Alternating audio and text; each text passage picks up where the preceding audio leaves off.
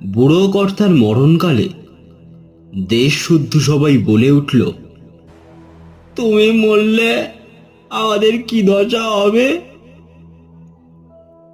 শুনে তারও মনে দুঃখ হলো। ভাবলে, আমি গেলে এদের ঠান্ডা রাখবে কি? তা বলে মরণ তো এড়াবার জো নেই।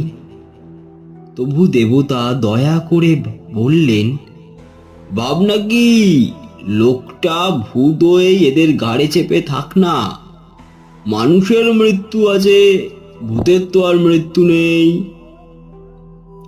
দেশের লোক ভারী নিশ্চিন্ত হলো, কেননা ভবিষ্যৎকে মানলেই তার জন্য যত ভাবনা, ভূতকে মানলে কোনো ভাবনাই নেই।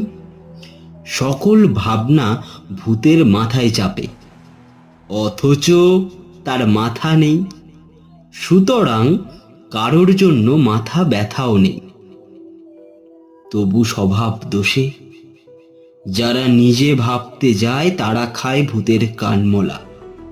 সেই কানমোলা তা না যায় ছাড়ানো, তার থেকে না যায় পালানো, তার বিরুদ্ধে না চলে কোনো নালিশ, তার সম্বন্ধে না আছে কোনো কোনো বিচার। দেশ শুদ্ধ লোক ভূতগ্রস্ত হয়ে চোখ বুজে চলে।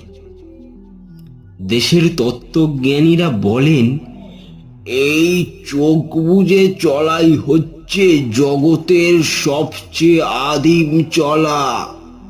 একেই বলে অদৃষ্টের চালে চলা।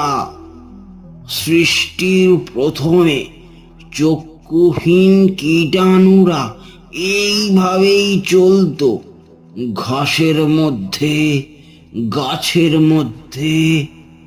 আজও এই চলার আভাস প্রচলিত।